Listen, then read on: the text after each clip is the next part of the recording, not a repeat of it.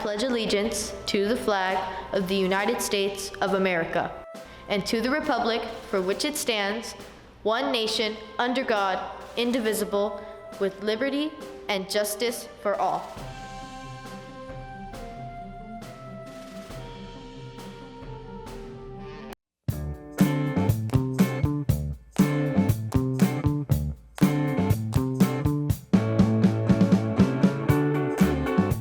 In a fast-paced world filled with responsibility, one thing that remains constant, the importance of family. For the Edwards family, this is no exception. So I was diagnosed with Wilms tumor when I was 18 months old.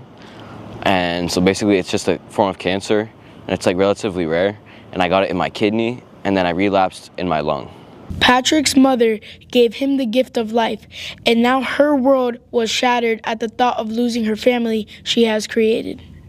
Patrick was my first baby, and he was amazing. He was a good baby. He ate well. He slept well. Everything normal. He hit all his milestones. Then I started to notice some personality changes and some behavioral changes. So he was still a baby when he was diagnosed, so he couldn't tell me. Some bonds go beyond blood and become that foundation of support and love.